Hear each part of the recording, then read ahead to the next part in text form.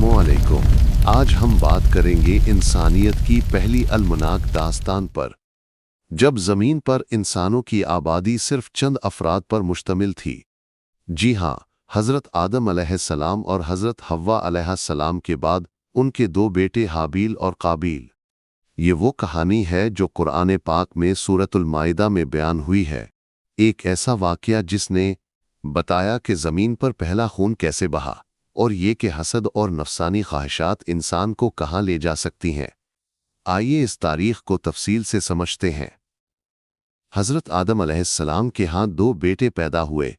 बड़े का नाम काबील था और छोटे का नाम हाबील। काबील खेती बाड़ी करता था, ज़मीन में बीज बोता, फसल उगाता और उसकी देखभाल करता था, जबकि हाबील भेड़ बकरियां चुराता था, पहाड़ों और वादियों में अपने जानवरों को ले जाता और उनकी हिफाजत करता था।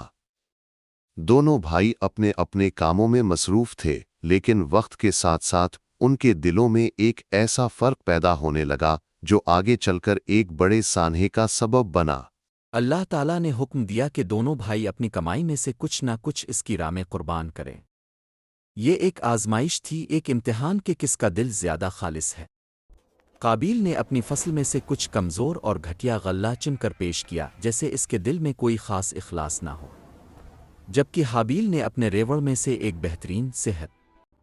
फिर वो लम्हा आया जिसका सबको इंतज़ार था। आसमान से एक आग नाजिल हुई और उसने हाबील की कुर्बानी को जलाकर कबूल कर लिया।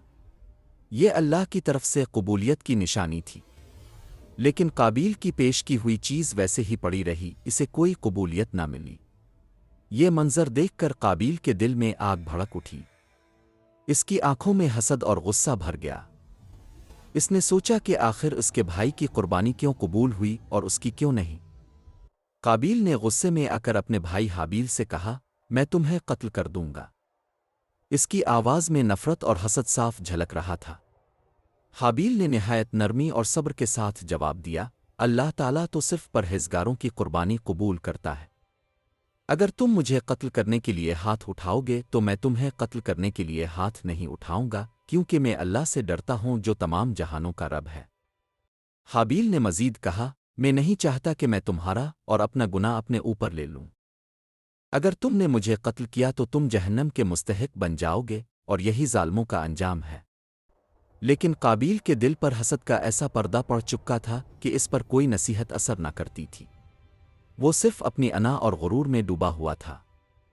आखिरकार एक दिन ऐसा आया जब दोनों भाई अकेले थे। काबील के दिल में मौजूद हसद ने इसे अंधा कर दिया था। इसने एक भारी पत्थर उठाया और अपने भाई हाबील पर हमला कर दिया। हाबील जमीन पर गिर पड़ा। इसकी आंखों में अपने भाई के लिए हैरत और दुख था, लेकिन इसने मुज़ाहमत न की। इसी लम्हे ज़मीन पर इंसानियत का पहला खून बहा। कत्ल के बाद काबील परेशान हो गया। इसे समझ नहीं आ रही थी कि अपने भाई की लाश का क्या करे। वो इसे कंधे पर उठाए फिरता रहा, उधर उधर भटकता रहा। तब अल्लाह ताला ने एक कौवा भेजा। इस कौवा ने ज़मीन खोदकर एक मुर्दा कौवा दफन किया। ये देखकर काबील ने कहा, हाय अफसोस!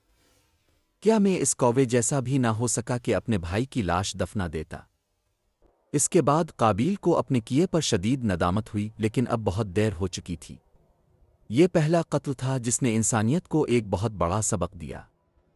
कुरान मजीद में इरशाद है कि जिसने एक बेगुनाह इंसान को कत्ल किया, गोया इसने पूरी इंसानियत को कत्ल कर दिया। हाबील का खून ज़मीन पर बहा और उसके साथ ही जुल्म के खिलाफ एक दायमी पैगाम भी छोड़ गया। दोस्तों, ये कहानी सिर्फ एक कत्ल की नहीं बल्कि एक इंतखाब की है। हर इंसान के अंदर एक काबील भी है और एक हाबील भी। हमें हर रोज़ फैसला करना होता है कि हम हसद करेंगे आ मोहब्बत, नफ़रत को अपनाएंगे आ सब्र को। याद रखें, अल्लाह ताला खालिस नियत और नेक अमल को कबूल करता है।